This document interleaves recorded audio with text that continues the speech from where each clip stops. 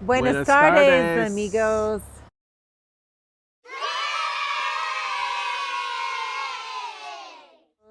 ¿Cómo están? We're back in Cuenca. And we've had some time to process the past few months. So it's been a lot.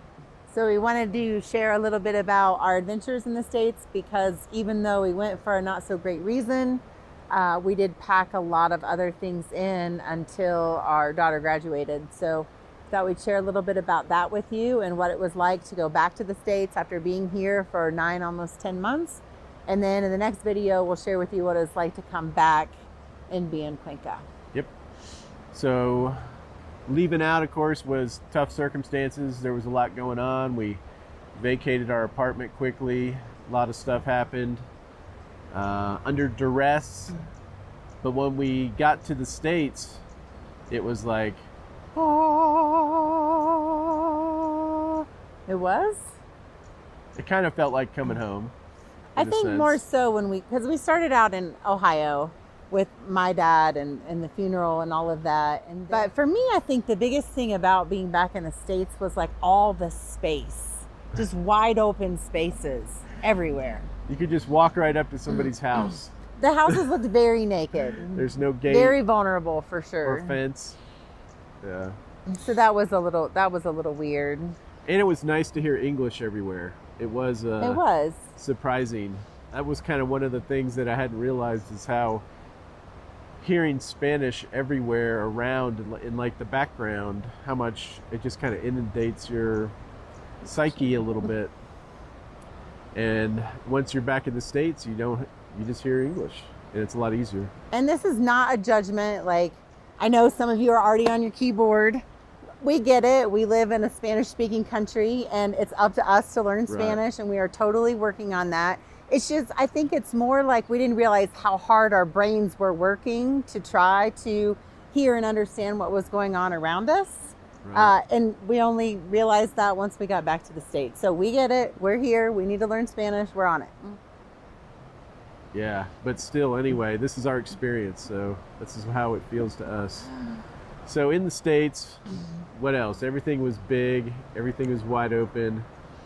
There was like 50 million options of everything. One of the first places we ended up at in Ohio was Walmart. Because we had to do some shopping, of course, and that was the only place to go was Walmart. And coming into a Walmart after being in Ecuador for a while, it was a little bit rude and shocking. It's too big and too many options. And the parking lot was bigger than, I don't know, a couple football fields. It was insane. Because there's so much space. Yeah, it was just empty space. Needs to be filled with blacktop. So we made it to Knoxville, and really good friends of ours have a little carriage house or apartment above a garage, and they're actually living in Texas right now. So I guess before I go into that, we just really want to say thank you to everybody that helped us along this way. It was overwhelming how much help we had every step of the way, from a place to live and a car to drive to just a whole community that surrounded us and uplifted us, and we are super grateful for that. Thank you, Rhonda, for picking us up from the airport.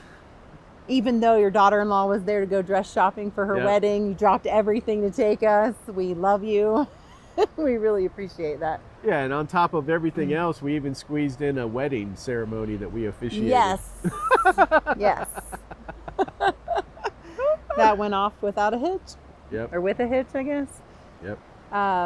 So we did we were able to do a lot of work on our friend's house for them, which helped us feel better about the situation. You know, we got to help them out. They were helping us out.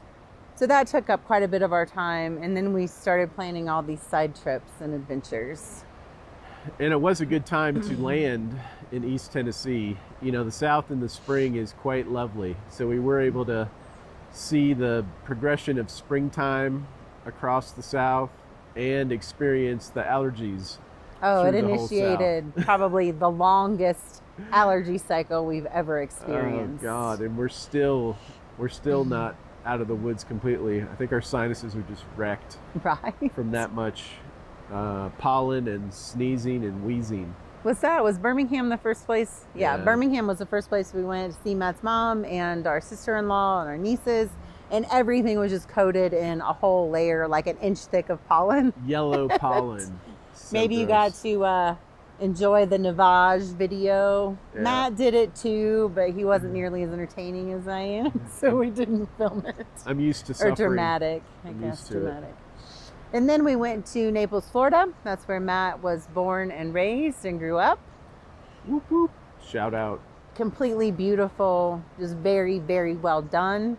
So it gave me a little insight into Matt's psyche and how challenging it can be sometimes, coming from that experience of growing up there and then being in custom home construction, how his eye just kind of picks out things that could be better. Yep.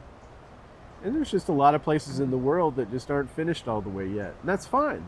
It's fine. But it's something to reckon with and accept. It's cool. Our filter is always to our experience. And that's all we can share with you is our experience. Well, we did have some beautiful sunsets in Florida, some great food. Nice visit with our friends, John and Anna down there. Thank you, John and Anna, for allowing us to stay with you and being such great hosts. We went to North Carolina. We went to Asheville. We saw a bear cross 40 right in front of us going through the mountains, climbed over the median. I was half asleep and Matt screams, "Bear, bear, bear." I'm like, what? As I'm slowing down, luckily, as this big black bear just bounds over the center median, which is about a, 5-foot tall concrete structure separating the ongoing traffics. And it just comes bounding across the highway like nobody's business. It was really cool because there wasn't very much traffic. So luckily, we got to experience it, and the bear lived and scurried off into the mountains on our side. So we did a human design immersion weekend, which is a whole nother rabbit hole. We're still integrating the things we've learned there. It's just a really cool way to understand each other and how we communicate and where we're coming from, so we don't fight it and think the other person should be thinking the same way we are. It helps us understand better and gives us more patience and compassion and strengthens the relationship. So it was really cool. And it's an experiment. The whole thing is an experiment. You try some things and see how they work. So if they work, keep them. If they don't, throw them out. But it's a little radical.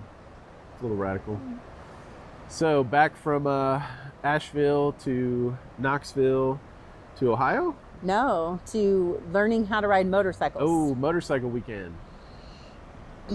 That was an adventure. Matthew is one of those people that are just really annoying because everything they try, they're just kind of good at. So he did great. He took a hard fall on the first day, though. I did do a really hard braking. I overdid the front brake and dumped the bike real hard one time, but other than that, it was mostly safe. It took him a minute to get up. I was a little terrified. I couldn't believe what happened, because once you break traction, we were doing hard stops, accelerated stops, and I was definitely going super fast, pushing it, and the just grabbed too much brake and boop, found out what happens when you lock up your front brake. And I found out a lot the next day about what happens when you try to use your front brake in a turn. You spin your bike out and you walk off of it. Yep. And everybody looks at you like you're stupid. But we survived. We did it. We're excited to buy a really kind of cheap, crappy bike here and practice on it before we get better bikes and start exploring Ecuador on bike. Itchy Boots, I know you're not watching this, but if you are, this is all your fault. We love you. I was hardcore, no, there's no way I would learn how to ride a motorcycle. That's crazy. Right. And then we started watching her go through Ecuador, and it was like, oh, if she can do it, maybe I can do it and live too. She's a badass. She's a badass. Right. All right, so we did the bike weekend. We passed. We got our certification. We can ride motorcycles in the United States. It's on our driver's license now. And then back to Ohio? Then we went back to Ohio. We had round trip tickets anyway, so we flew back and spent another week with my mom, and I'm so glad we did because I was able to push her over the edge on learning some technology, and I got to show her how to watch our videos, because that's the main reason we're doing this stuff, is to really share with our friends and our family what it's like to live down here. And she'll do WhatsApp videos, so now I can see her face, and that makes me very, very happy. Yep. Very happy. And then we drove back. We rented a car and drove back because it was cheaper to do that than to get another one-way ticket. And we had one more adventure. So then Julie graduated. Yeah, the graduation happened, which was fantastic. Very, our daughter did quite well. Very accelerated student. We're very proud, very blessed. Super proud. That girl had on every decoration and accoutrement you could get. I mean, she's just super smart. Yep. And it was cool because all our kids were there. Connor came in from Nashville and Aiden was in from Colorado. And just seeing them grown up and interacting and how much they love each other and what cool people they are. Yeah. It was really cool to see that, for sure. So blessed to just have everybody in a nice, even keel kind of time, too. You know, there's no big upheavals right now. Everybody's pretty chill doing their thing, and everybody's progressing decently. So it's a good time. Good time. Even though it was a long time to be in the States, it was totally worth it to get to share these experiences with them. And yeah, it was totally just really cool. And so some of the feeling about being in the States too was once we were getting ready to leave is how we realized like there's really no reason for us to come back to Knoxville now that everybody's moving out, the kids are moving out and moving on. It definitely felt more final this time than when we came down to Ecuador the first time, because really in a way, you know, I think in the back of my mind, at least, I was kind of dipping my toe because we had never been here. It was like, well, you know, if this totally blows up, if it's a total crap idea, we'll just go back, you know, and jump right back into the life that we thought we were living. And whatever's left of that life, you know, it's not what it was before. And all the reasons we wanted to leave were still all the reasons we wanted to leave. So, right. And it didn't hurt. Just getting sticker shock at literally everything. And everybody knows that the prices are just so insane. Holy smokes. We couldn't afford to go back into our old life, which is just crazy. Not at the lifestyle that we were accustomed to. No.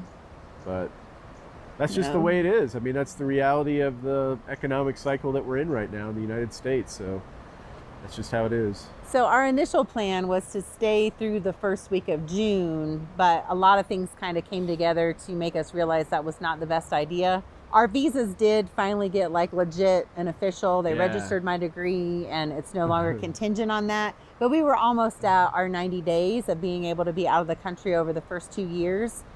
And we really want to be able to apply for permanent residency after that period.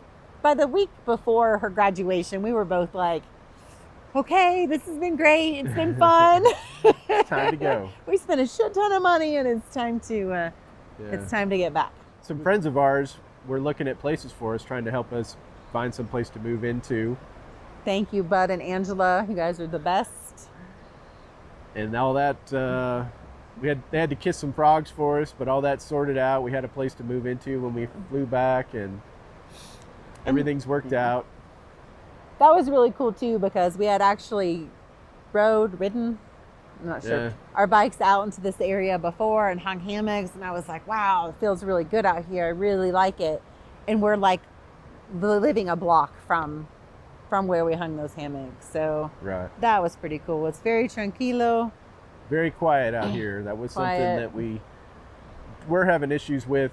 Being closer to the centro was the noise factor and the traffic. The pollution. Yeah. It was really convenient and the view was amazing, but I think just the noise for Matt and the pollution for me was just getting too much. And now I love it out here. I think it's amazing. We're in a house for the first time. It's big. It's a big house. Undisclosed location. Undisclosed location. Super secret. Super secret. But we're having a blast, and we're really grateful to be back. It's been a couple weeks. We kind of are mostly settled. We've been, shopping, buying furniture, getting ready. And we'll share more about our experience returning in the next video. Yep. Anything you want to say before we sign off? If you made it this far, you must really love us. Thanks for watching. Peace. Flynn's on the fly out. Whoop, whoop, whoop, whoop, whoop.